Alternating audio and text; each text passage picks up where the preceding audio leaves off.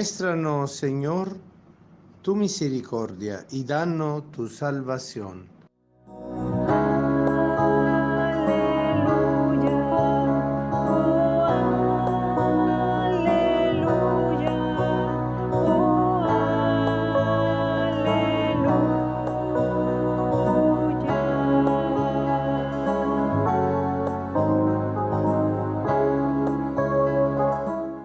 El Señor esté con ustedes y con tu espíritu. Lectura del Santo Evangelio según San Mateo. Gloria a ti, Señor.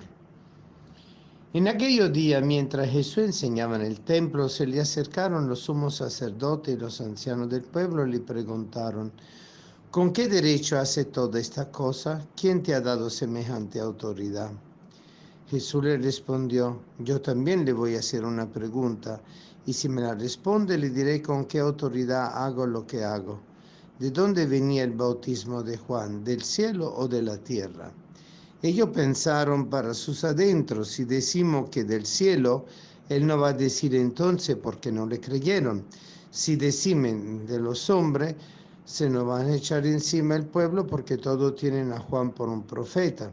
Entonces respondieron: no lo sabemos. Jesús le replicó: pues tampoco yo le digo con qué autoridad hago lo que hago. Palabra del Señor. Gloria a ti, Señor Jesús. La dificultad del hombre es reconocer realmente la originalidad de la presencia de Dios en su vida.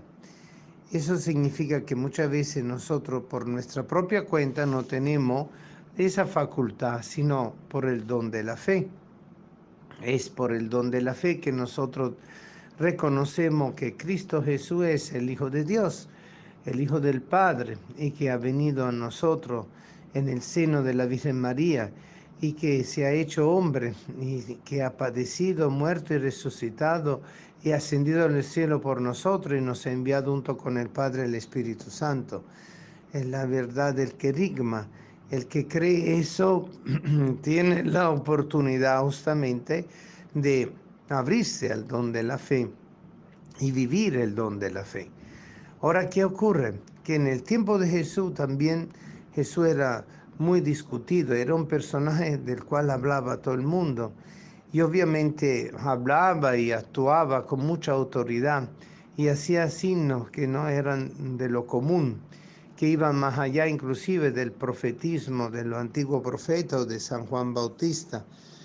Era una actitud completamente extraordinaria y fuera de lo común. Pero obviamente los escribas y los fariseos, los sumos sacerdotes y los ancianos, lo que le preguntaron fue con qué autoridad hace eso. La autoridad que le viene a él por ser justamente el Hijo de Dios. Pero Jesús abiertamente no lo quería decir tal cual, sino lo quería solo mostrar a través de sus palabras y sus gestos. Porque él sabía que decirlo tal cual implicaba inmediatamente la confrontación.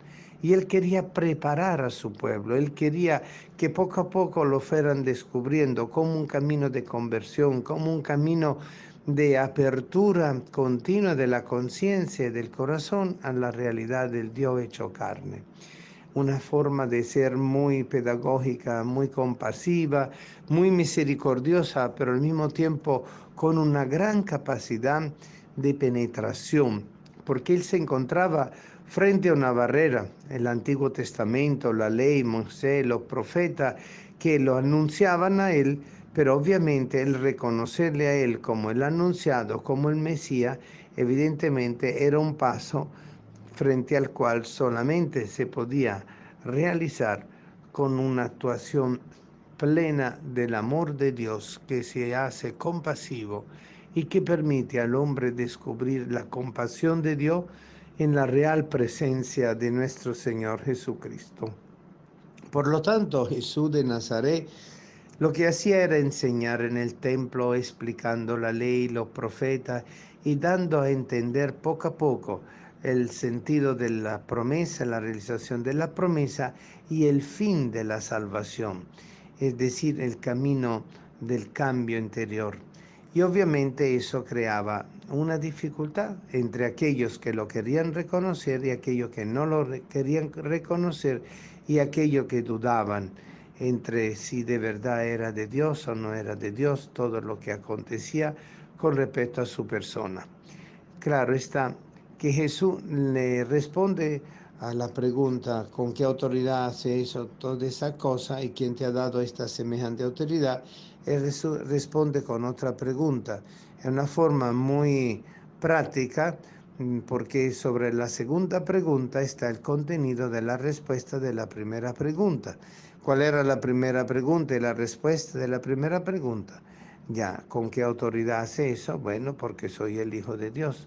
Pero Jesús, en ese sentido, hace la segunda pregunta con la intención evidente de que ellos puedan descubrir voluntariamente, libremente, que si la actuación de Juan era reconocible como una actuación de enviado por Dios, evidentemente eso significaba aceptar el bautismo de Juan.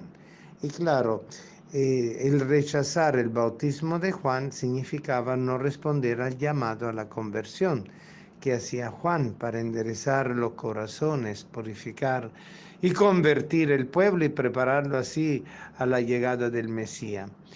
Obviamente ellos no respondieron porque no sabían cómo responder. Porque claro, si decían que el bautismo de Juan era cosa de Dios, Jesús le podía decir perfectamente porque no lo reconocieron. Y eso significaba que ellos no se habían querido doblar al mensaje y al llamado de conversión que Juan había hecho. Y si ellos decían que no era realmente un profeta, entonces obviamente el pueblo también se podía levantar porque todos estaban realmente tocados por el testimonio de Juan, por el llamado a la conversión de Juan. Es como cuando nosotros nos encontramos en la iglesia y fuera de la iglesia hablando y actuando en nombre de Cristo. No nos la pasamos diciendo versículos y haciendo citas bíblicas, sino mostrando los signos y el contenido de nuestra vida a la luz del Evangelio. Ese llamado de conducta moral y espiritual al cual el Señor nos convoca a todos, porque Él ha venido a dar su vida por nosotros y por lo cual todos estamos convocados a la salvación, pero a través del camino de la conversión. Y por eso ellos respondieron, no lo sabemos. Claro, no le convenía ni lo uno ni lo otro como respuesta. Entonces simplemente Jesús le dijo, yo tampoco, entonces si ustedes no lo saben, yo tampoco le puedo responder con qué autoridad hago esto. ¿Por qué? Porque no estaban en ese momento capacitados y abiertos a la revelación, porque si no entendían lo de Juan el Bautista, menos todavía iban a entender el camino que Juan había preparado y Jesús mismo como camino, verdad y vida. Y nosotros, dentro de la iglesia, muchas veces actuamos de la misma forma. Escuchamos la homilía, hacemos los rezos, participamos de la liturgia, trabajamos en la parroquia, compartimos, pero muchas veces no nos dejamos tocar por esa actuación de la palabra viva que todos los días nos llama profundamente a cambiar. Entonces, a veces corremos el riesgo de ser cristianos de costumbre y el Señor lo que quiere es una vida viva, una conciencia viva, una actuación viva. Claro está que la misericordia de Dios acata todo y asume todo y purifica todo, y esa es nuestra confianza, nuestra fe, nuestra esperanza. Pero indudablemente aprender a brillar en la verdad que es Cristo y en el camino que es Cristo y en la vida que es Cristo es cosa que todos pudiéramos lograr, pero que tenemos que abrirnos para poderlo vivir. Que el Señor nos ayude, que este tiempo de Adviento sea tiempo de apertura, sea tiempo de conversión, sea tiempo de autoconciencia de uno mismo en presencia del Señor, y así poder abrirnos cada vez más a descubrir y a sacar afuera todas nuestras intenciones, todas nuestras actitudes, todas nuestras contradicciones, pero desde el amor misericordioso de Dios. Y como dice muy bien el Papa Francisco en la carta dedicado a San José, el demonio también nos dice la verdad, pero para condenarnos y para negarnos. Pero el Espíritu Santo siempre nos dice la verdad para podernos salvar y podernos santificar. Y allí entonces el punto que nosotros tenemos que establecer. ¿Estamos con Dios o con el demonio? ¿Estamos sirviendo a Dios o al dinero? ¿Estamos realmente abiertos a todo camino? ¿O estamos solamente escogiendo el camino que más nos conviene? Pregúntatelo y responde al Señor.